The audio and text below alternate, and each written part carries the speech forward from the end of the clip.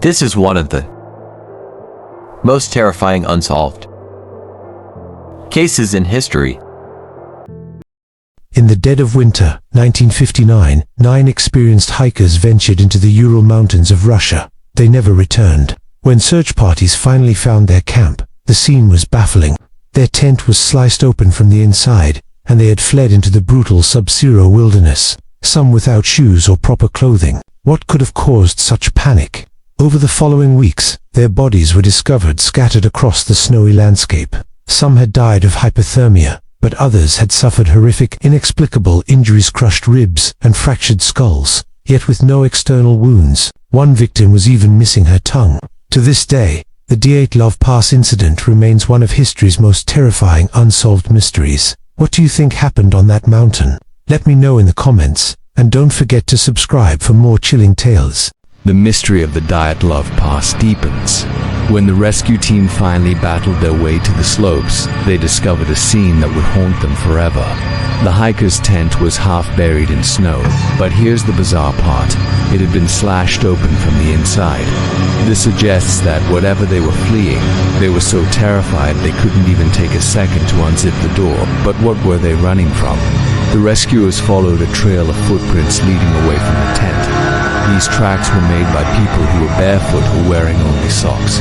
In the brutal -30°C cold, this was a death sentence. As the search continued, they found the first 2 bodies under a large cedar tree, almost a mile from their camp. They were dressed only in their underwear, and their hands were strangely burnt. What happened to them? The mystery only gets stranger from here. Stay tuned for part 3.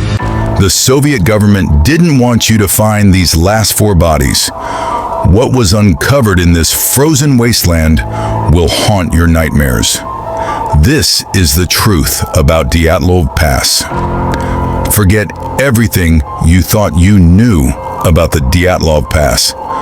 While the first 5 bodies were found frozen, what rescuers discovered 3 months later in May 1959 was so disturbing, the Soviet government immediately classified the files. This wasn't just a cold night. This was a massacre. Deep in a ravine buried under 4 meters of snow lay the remaining 4 hikers. But their injuries made no sense. Thibaut Brignol had a shattered skull. Dubinina and Zolotaryov had major chest fractures. Their ribs snapped like dry twigs.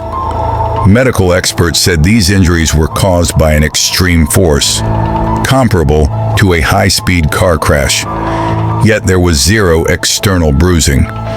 It was as if their bodies were crushed from the inside out. It gets darker. Lyudmila Dubinina was found missing her tongue and her eyes. Some claim it was scavengers, but why only her? And then came the bombshell.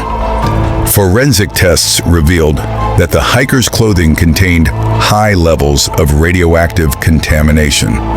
Why would a group of students on a ski hike be covered in radiation in the middle of the Ural Mountains? So what really happened? Theory 1. The secret weapons test.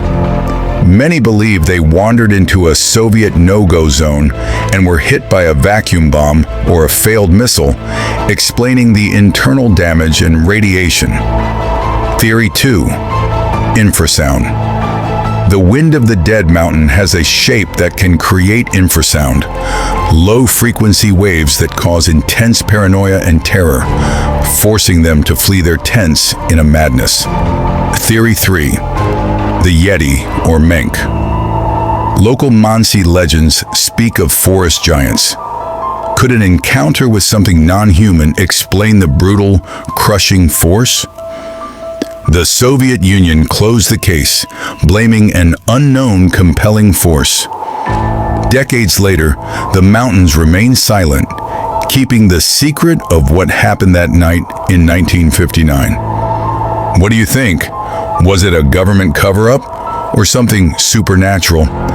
Comment your theory below and follow for more unsolved mysteries.